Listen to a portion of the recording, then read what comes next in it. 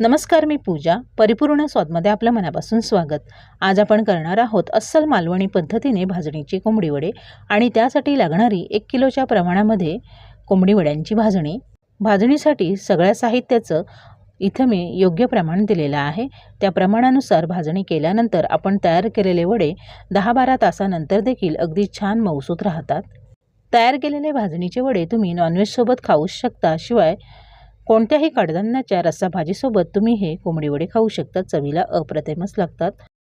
सुरुवातीला आधी आपण भाजणी तयार करून घेऊया. त्यासाठी इथं मी गॅसवर कढई गरम करत ठेवली आहे आणि त्यामध्ये 2 कप तांदूळ घेतलेले आहेत.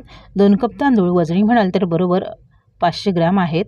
तांदूळ मी आधी स्वच्छ निवडून घेतले, 2-3 वेळा पाण्याने धुवून घेतले, थोडा वेळ निथळू दिले आणि घरातच पंख्याखाली कॉटनच्या स्वच्छ कापडावर 5 ते 6 तास वाळवून घेतलेले आहेत.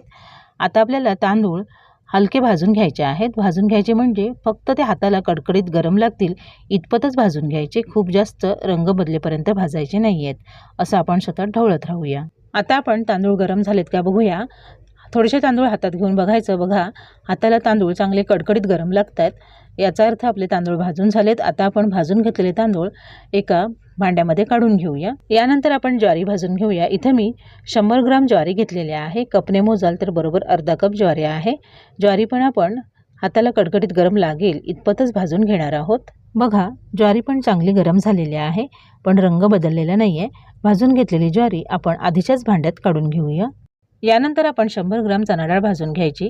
कपने मोजाल तर बरोबर अर्धा कप आहे. लो मिडियम फ्लेमवर चणा डाळ आपण असं सतत ढवळत राहून अगदी छान भाजून घेणार आहोत.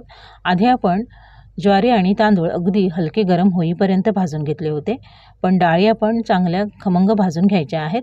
तेव्हाच आपण तयार केलेले भाजणीचे वडे चवीला अप्रतिम लागतात. 5 ते 6 मिनिटं मी डाळ अगदी छान भाजून घेतली. बघा, डाळ चांगली भाजली गेली, पण ती मी अजिबात करपू दिलेली नाही आहे. भाजून घेतलेली डाळ आपण एका भांड्यात काढून घेऊया. यानंतर आपण उडीद डाळ भाजून घ्यायची आहे. उडीद डाळ पण मी अर्धा कप घेतलेली आहे. वजनी म्हणाल तर 100-125 ग्रॅम आहे. दोन्ही डाळी मी कॉटनच्या स्वच्छ ओल्या कपड्याने पुसून घेतलेल्या आहेत. आता उडीद डाळ पण आपण अगदी छान खमंग भाजून घ्यायची आहे. उडीद डाळ पण अगदी चांगली भाजून झाली आहे. न करपता व्यवस्थित भाजून घेतले. भाजून घेतलेली डाळ एका भांड्यात काढून घेऊया. कढई गरम आहे. गॅसची फ्लेम लो करायची. पाव कप धणे घालायचे, 1 टेबलस्पून बडीशेप, 1 टेबलस्पून जिरं, 25 ते 30 काळी मिरी आणि 5-6 लवंगा त्यातच घातलेल्या आहेत. आता आपण गॅसची फ्लेम लो करायची आणि सगळी साहित्य अगदी छान खमंग भाजून घ्यायची. मस्त सुगंध सुटेपर्यंत आपण ही सगळी साहित्य भाजून घेणार आहोत. धणे, जिरे, बडीशेप अर्धवट भाजले की यामध्ये आपण 1 टीस्पून मेथीदाणे घालायचे आहेत. मेथीदाणे थोडे उशिरा घालायचे म्हणजे त्याचा जास्तीचा कडवटपणा लागणार नाही. कमी फ्लेमवर सगळी साहित्य अगदी छान खमंग भाजून घेतली. धणे, जिरे, बडीशेपचा अगदी मस्त खमंग सुवास सुटलेला आहे. बघा, आता भाजून घेतलेली सगळी साहित्य एका भांड्यात काढून घेऊया. ती पूर्णपणे गार होऊ द्या आणि मग आपण पुढची तयारी करूया. आपली भाजणी तयार आहे. सगळी साहित्य मी इथे एका परातीमध्ये काढून घेतलेत. गहू सोडून मी सगळी साहित्य भाजून घेतलेले आहेत. अर्धा किलो तांदूळासाठी 100 ग्राम ज्वारी घेतलेली आहे, 100 ग्राम चणा डाळ, 100 ग्राम उडीद डाळ आणि 150 ग्राम मी गहू घेतलेले आहेत. गव्हाचं प्रमाण थोडं जास्त ठेवलेलं आहे, त्यामुळे वडे अगदी छान मऊसूत होतात. आणि आपण भाजून घेतलेले धणे, जिरे, बडीशेप. आता ही सगळी साहित्य आपली पूर्णपणे गार झालेली आहेत, ती मिक्स करून घ्यायची आहेत. गहू इथं मी 150 ग्राम वापरले, तुम्ही 200 ग्राम घेतले तरीही चालते. शिवाय बाकी सगळ्या साहित्यातलं पण प्रमाण थोडंसं कमी अधिक झालं तरीही काही हरकत नाही. वडे चवीला छानच होतील. बघा, आता आपण ही सगळी साहित्य अशी व्यवस्थित मिसळून घेऊया. आता आपली ही वड्यांची भाजणी दळण्यासाठी तयार आहे. एका डब्यात भरून आपण ती घरघंटीवरून दळून आणायची आहे.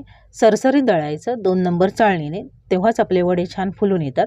मोठ्या गिरणीत पण दळू शकता, पण थोडंसं जाडसर दळायला सांगायचं आहे. किंवा जर तुमच्याकडे हेवी वॅटचा मिक्सर असेल त्यामध्ये देखील तुम्ही ही भाजणी दळू शकता. मग ते एका चाळणीने चाळून घ्यायची. मग आपल्याला हवं तसं पीठ मिळेल. वड्यांसाठी लागणारं भाजणीचं पीठ तयार आहे. आपण 1 किलोच्या प्रमाणामध्ये भाजणीचं पीठ तयार केलं होतं, त्यातलं अर्ध पीठ मी काढून घेतलेलं आहे आणि ते मी चाळून घेतलं आहे. बघा, आपल्याला हवं तसं मस्त सरसरीत दळलेलं आहे.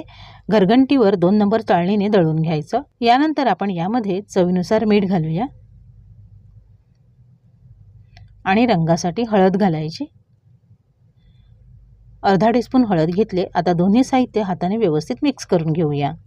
त्यानंतर 2 मध्यम आकाराचे कांदे पाणी न घालता मिक्सरला लावून असं बारीक वाटून घेतलेले आहेत आणि ते कांद्याची पेस्ट आपण या भाजणीच्या वड्यांमध्ये घालणार आहोत। अशी कांद्याची पेस्ट घातल्यामुळे वड्यांना अगदी छान चव येते। पण तुम्हाला कांद्याचा फ्लेवर आवडत नसेल तर तुम्ही कांदा न घालता देखील वडे करू शकता। असा कांदा बारीक वाटून घातला म्हणजे पीठ देखील लवकर येतं। जर तुम्ही रात्री पीठ मळून ठेवणार असाल तर कांदा नाही घातला तरीही चालेल। वाटून घेतलेला कांदा पण आपण पिठामध्ये व्यवस्थित मिक्स करून घेऊया, म्हणजे मग पाण्याचा अंदाज अगदी बरोबर येईल। आता आपण यामध्ये गरम पाणी घालूया। पाणी अगदी उकळी येईपर्यंत गरम करायचं नाही आहे किंवा अगदी कोमट पण ठेवायचं नाही आहे। मध्यम स्वरूपाचं पाणी गरम करून घ्यायचं। आधी थोडंच पाणी घालायचं आणि चमच्याच्या साहाय्याने पीठ मिक्स करून घ्यायचं। इथे तुम्हाला अंदाजाने पाणी वापरावं लागेल। पीठ थोडंसं कोरडं वाटलं तर अजून थोडं पाणी घालायचं, मिक्स करून घ्यायचं। पण पीठ मळताना पातळ होईल इतकं पाणी घालायचं नाही आहे। इथं तुम्हाला पीठ जास्ती कोरडं वाटलं, गरज वाटली तरच थोडंसं अजून पाणी घालायचं। गरम पाणी घातल्यानंतर 2-3 मिनिटं पीठ गार होऊ दिलं आणि आता आपण हे पीठ मळून घेणार आहोत। हाताला सोसेल इतपत हे पीठ गार झाल्यावर आपण हे पीठ मळून घ्यायचं। खूप जास्त गरम पाणी घालाल आणि लगेच पीठ मळायला जाल तर हाताला चटके बसू शकतात। पिठाचे मी 2 भाग करून घेतलेले आहेत। थोडं थोडं करून पीठ व्यवस्थित मळलं म्हणजे ते छान मळलं जातं। आतमध्ये गुठळ्या पण राहत नाहीत आणि पिठाला मस्त चिकटपणा येतो। बघा, खूप जास्त प्रमाणात भिजवलं तर मग असं थोडं थोडं करून पीठ व्यवस्थित मळून घ्यायचं। बघा, मी छान असं मऊसर पीठ मळून घेतलेलं आहे, कारण मी 1 ते 1.5 तासच हे पीठ भिजत घालणार आहे। पण त्यापुढे तुम्ही हे पीठ 4-5 तास किंवा 7-8 तास देखील भिजत ठेवू शकता। जर जास्त वेळ पीठ भिजत ठेवणार असाल तर यापेक्षा थोडंसं घट्टसर मळून घ्यायचं। आता आपण यामध्ये थोडंसं तेल घालूया आणि पुन्हा पीठ हलकं मळून घेऊया। तेल यामध्ये मिक्स होईल अशा पद्धतीने मळून घ्यायचं। वड्यांचं पीठ मळून झालं आहे। आता हे असं मी पातेल्यात भरून ठेवणार आहे। बघा, यावरून तुमच्या लक्षात येईल की पीठ मी कसं भिजवून घेतलेलं आहे। आता तुम्हाला जर वड्यांना स्मोकी फ्लेवर द्यायचा असेल तर तुम्ही यामध्ये एक निखारा ठेवून त्यावर तेल किंवा तूप घालून झाकून ठेवू शकता, म्हणजे वड्यांना छान स्मोकी फ्लेवर येईल। पण हे पीठ मी असंच ठेवणार आहे। मी 1-1.5 तासांमध्येच वडे तयार करणार आहे। तोपर्यंत आधी मी स्वयंपाक करून घेणार आहे।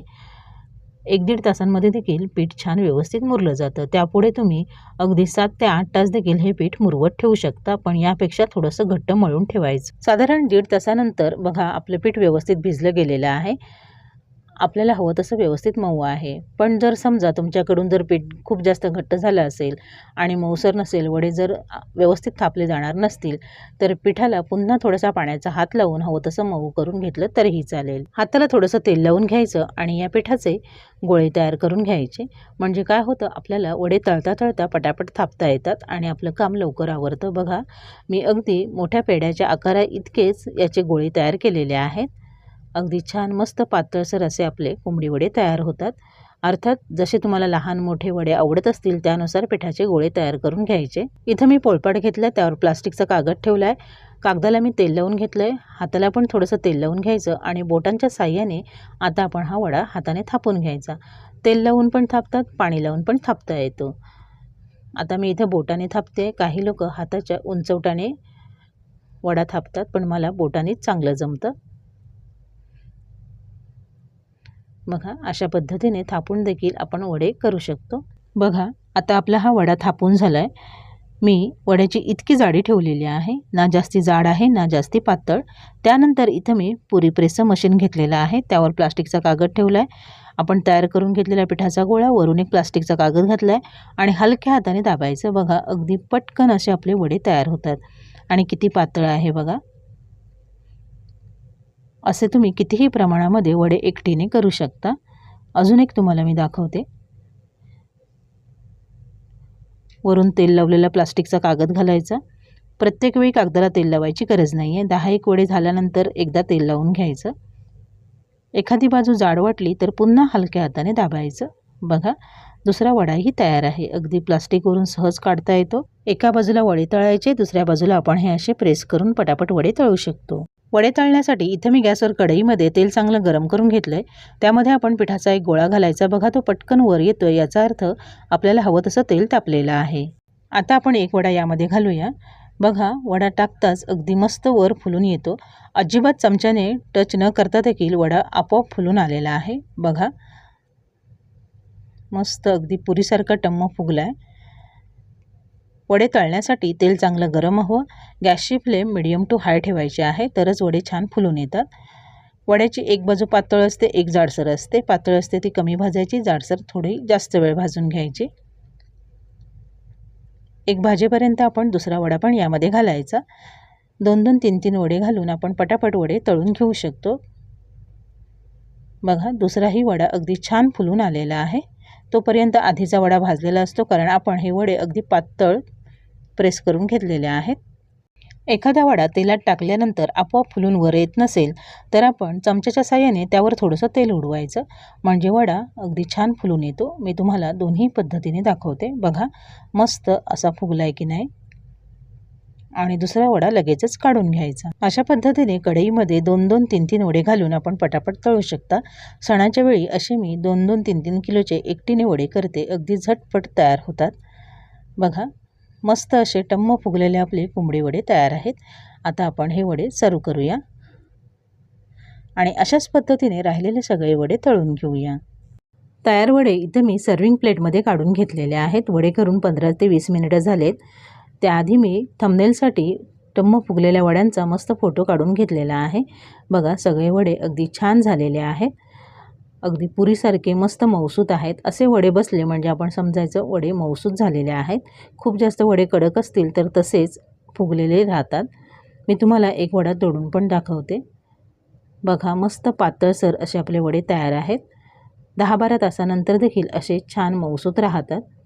नॉनव्हेजसोबत तुम्ही हे वडे सर्व करू शकता. त्याशिवाय कोणत्याही कडधान्याच्या रस्साभाजीसोबत वडे खाऊ शकता.